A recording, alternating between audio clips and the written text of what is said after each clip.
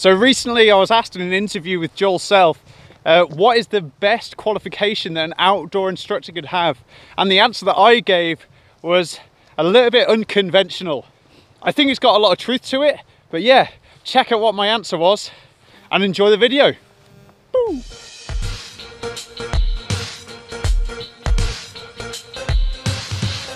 Hi, my name is Nart and welcome to Instructor 101 for outdoor instructors who want to make an even bigger impact on those that they work with. This video is going to be in two parts.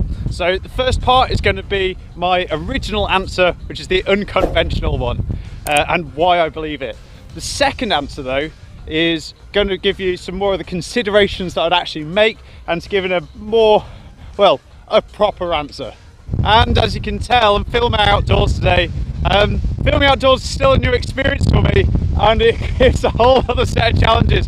I don't know if you can tell, it is super windy, so I apologise if the sound is all off. If it is a bit dodgy, or if it's just getting a bit too chaotic, then yeah, I'll probably head back indoors. So yeah, fingers crossed we can make this happen.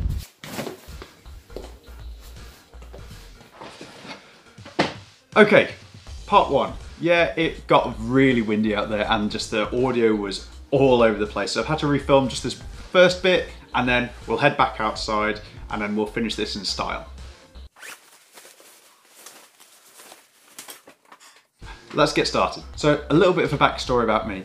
So a few years back I was working for an outdoor activity centre and I was a line manager for a few supervisor staff. Now, one of the supervisor staff came up to me at one point and they asked me what qualification would be best for them, and the response that I gave was probably a bit of a surprise to them and they probably thought it was a bit of a joke at the time, but the qualification which I said which was probably best for them was a driving license, and this is the reason why.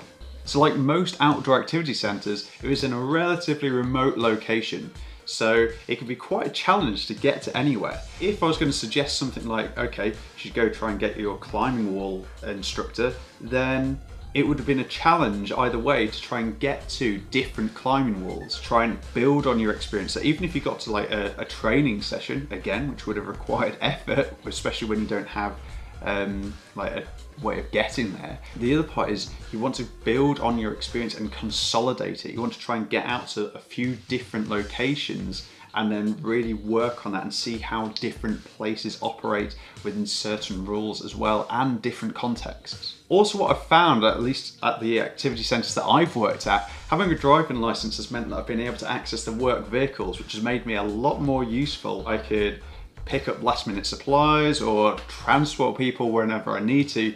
Yeah, it's really helpful. I'll also include my driving license when I'm handing in my CV to other employers because I genuinely do believe that it is an advantage when looking for other employment. What I will say is that when I've done any freelance work as well, that having my own vehicle has been a blessing because like a lot of the work that I've had to do, I've had to travel various distances and get to various locations, and sometimes that would have been really difficult if I had to use public transport to achieve that. That's just one more reason to gain your driving license. Right, on to part two. Let's finish this with a bit of style.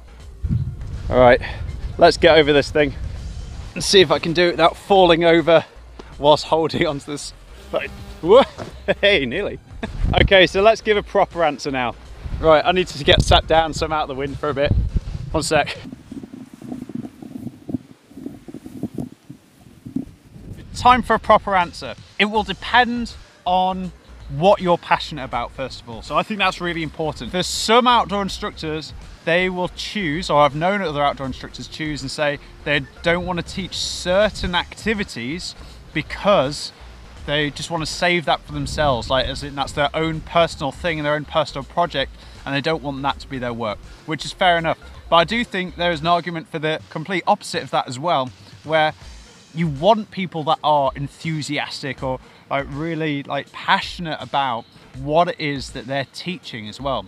Like I can't imagine, you know, much worse than, you know, being a freelancer or hiring a freelance instructor and then they're coming along running a session for a group and then just being really bored and unenthusiastic about it. Like that would just, yeah, can you imagine what kind of experience that would be for those that they're working with at the time?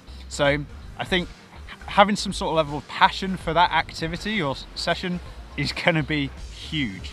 Plus, at the same time, it needs to be the level of passion where, so for example, I really like climbing, I also enjoy teaching it, but I also want to be able to still have enough passion and energy to be able to go out climbing after a day's work as well. So I can still go out and, you know, do my own personal development, but also just enjoy it for myself as well. And I think that is sometimes quite an overlooked factor when choosing or pursuing a career in the outdoor industry. The other thing I'd get you to think about is where you're based as well. I don't think there's much point in doing, say, a sea kayaking course or like getting a qualification in that if you are in a landlocked country, or you're only going to work in places where there isn't any access to open water like that. Now, that's not to say that a lot of those skills aren't transferable, and if you're passionate about something, then you know what, go do it anyway. But don't end up just going and just doing the qualification just for the sake of it because you think it'll look good on your CV, unless you think it's going to help benefit you as well. Something else which might be worth doing is looking online at the jobs that are in your area and then seeing if there's any trends or patterns in the qualifications that are being asked for at the time.